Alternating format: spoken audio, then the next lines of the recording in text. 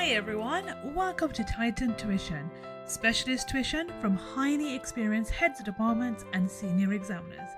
Today we're going to break down Lady Macbeth's character in Macbeth, covering her key development, key moments and essential quotes that you need for your GCSE Literature exams. Let's get started. Act 1. Lady Macbeth is powerful and ambitious. When Lady Macbeth first appears, she is one of the most dominant and ambitious characters in the play. The moment she reads Macbeth's letter, she immediately decides to take control of the situation.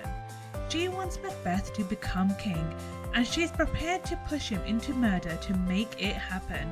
We see this in the quote, "Pour my spirits in thine ear." She plans to manipulate Macbeth. She even rejects femininity, asking the spirits to unsex me here, so she can be filled with cruelty. And she encourages Macbeth to hide his intentions. Look like the innocent flower, but be the serpent underneath. At this stage, Lady Macbeth is confident, persuasive, and completely in command. Act 2. Lady Macbeth is still dominant, but the cracks are starting to appear. After Duncan's murder, Lady Macbeth takes charge again. Macbeth panics, but she tries to stay calm. She insists a little water clears us of this deed, showing her belief that guilt is something that is easily washed away. She even returns the daggers to Duncan's chamber herself, saying, "My hands are of your colour, but ashamed to wear a heart so white." But we start to see tension. She's working harder to control Macbeth, and his fear is beginning to trouble her. Although she still appears strong, the first cracks in her confidence begin to show. Act 3. Lady Macbeth is losing power over Macbeth. By Act 3, Macbeth is changing. He's now the king, but he becomes more violent, more unpredictable, and crucially, he starts making decisions without Lady Macbeth. Lady Macbeth tries to keep control. When Macbeth sees Banquo's ghost, she snaps at him with, "Are you a man?" to pull him together. She then tries to cover for him in front of the guests, saying, "Sit, worthy friends, my lord is often thus." But this moment reveals how far she's slipping. She can no longer guide Macbeth, and he's no longer confiding in her. Her influence is fading. Act 4. Lady Macbeth is completely pushed aside.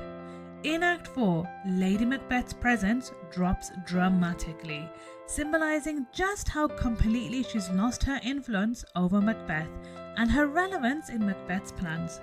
Macbeth now arranges murders, including the slaughter of Macduff's family, without telling Lady Macbeth.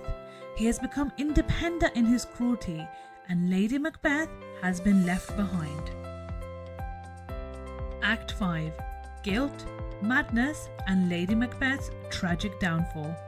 By Act 5, Lady Macbeth is a shadow of her former self. The woman who once called on darkness and cruelty can no longer cope with what she and her husband have done. She sleepwalks, reliving the murders in her mind, desperately trying to wash imaginary blood from her hands. Her famous line, "Out, damn spot, out, I say," shows her overwhelming guilt. She also cries, "Hell is murky," suggesting she feels she is already living in a kind of hell. She's lost control of her mind, just as she earlier lost control over Macbeth. Soon after, we learn of her death, and Malcolm refers to her as a fiend-like queen. But it's important to see the tragedy here. Lady Macbeth fell from power to complete psychological collapse. And there you have it, Lady Macbeth's journey from very highly ambitious character to very guilt-ridden woman, from dominance to powerlessness, and from confidence to madness. Her downfall is one of Shakespeare's greatest warnings about the consequences of unchecked ambition and moral corruption. So there we have it, guys. And if this has helped your revision, make sure you follow Titan Tuition for more expert GCSE English support. We've got lots more revision content on the way. Thanks for watching.